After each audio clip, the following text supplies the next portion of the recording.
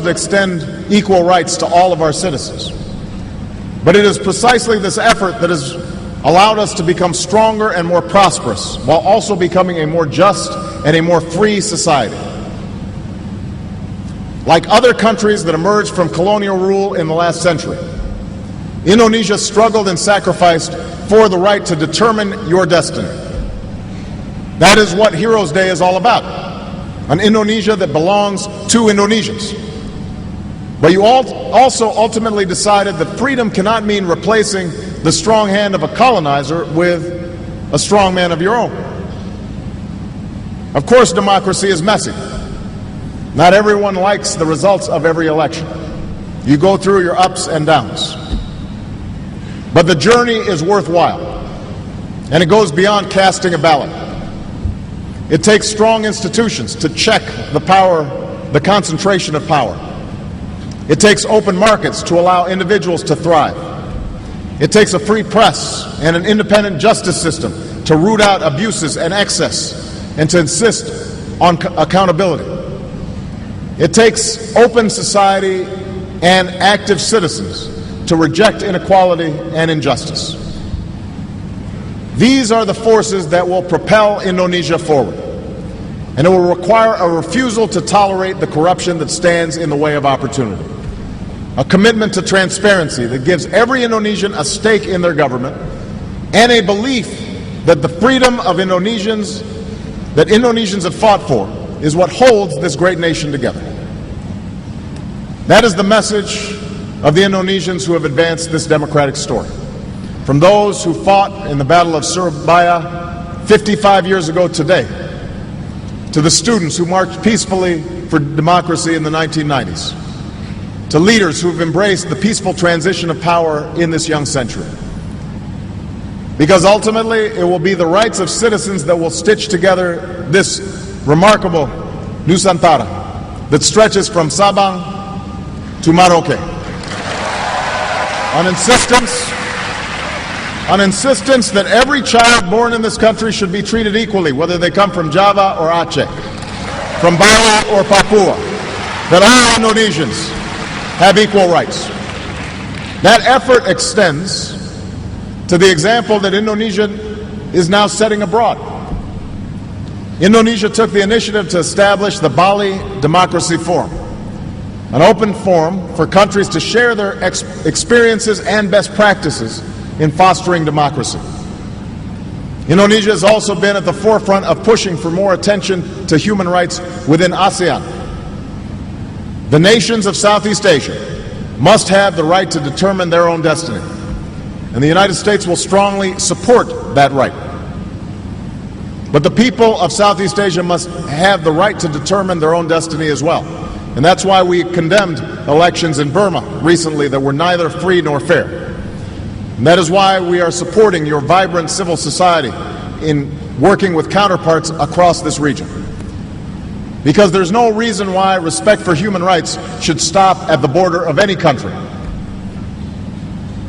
Now, hand in hand, that is what development and democracy are about. The notion that certain values are universal. Prosperity without freedom is just another form of poverty. Because there are aspirations that human beings share. The liberty of knowing that your leader is accountable to you and that you won't be locked up for disagreeing with them. The opportunity to get an education and to be able to work with dignity. The freedom to practice your faith without fear or restriction. Those are universal values that must be observed everywhere. Now, religion is the final topic that I want to address today. And like democracy and development, it is fundamental to the Indonesian story. Like the other Asian nations that I'm visiting on this trip, Indonesia is steeped in spirituality, a place where people worship God in many different ways. Along with this rich diversity, it is also home to the world's largest Muslim population. A truth I came to know as a boy when I heard the call to prayer across Jakarta. Now, just as individuals are not defined solely by their faith, Indonesia is defined by more than its Muslim population. But we also know that relations between the United States and Muslim communities have frayed over many years. As president, I've made it a priority to begin to repair these relations.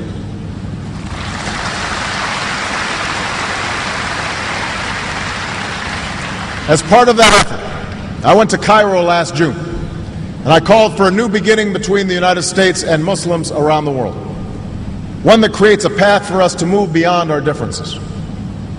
I said then, and I will repeat now, that no single speech can eradicate years of mistrust. But I believed then, and I believe today, that we do have a choice. We can choose to be defined by our differences and give in to a future of suspicion and mistrust.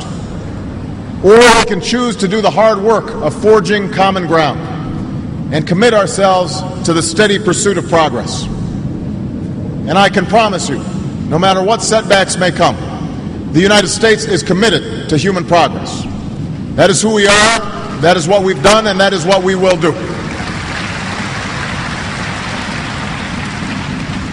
Now, we know well the issues that have caused tension for many years, and these are issues that I addressed in Cairo. In the 17 months that have passed since that speech, we have made some progress, but we have much more work to do. Innocent civilians in America, in Indonesia, and across the world are still targeted by violent extremism. I've made it clear that America is not and never will be at war with Islam. Instead, all of us must work together to defeat Al-Qaeda and its affiliates, who have no claim to be leaders of any religion, certainly not a great world religion like Islam. But those who want to build must not cede ground to terrorists who seek to destroy. And this is not a task for America alone. Indeed, here in Indonesia, you've made progress in rooting out extremists and combating such violence. In Afghanistan, we continue to work with a coalition of nations to build the capacity of the Afghan government to secure its future. Our shared interest is in building peace in a war-torn land, a peace that provides no safe haven for violent extremists and that provide hope for the Afghan people. And meanwhile, we've made progress on one of our core commitments, our effort to end the war in Iraq.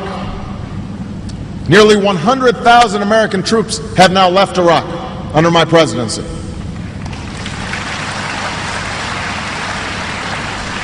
Iraqis have taken full responsibility for their security, and we will continue to support Iraq as it forms an inclusive government, and we will bring all of our troops home. In the Middle East, we have faced false starts and setbacks, but we've been persistent in our pursuit of peace.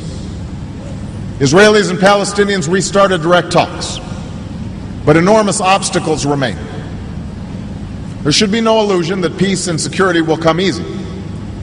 But let there be no doubt, America will spare no effort in working for the outcome that is just and that is in the interests of all the parties involved. Two states, Israel and Palestine, living side by side in peace and security. That is our goal.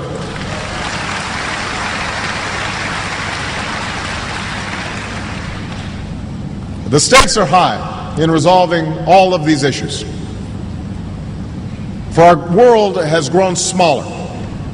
And while those forces that connect us have unleashed great opportunity and great wealth, they also empower those who seek to derail progress.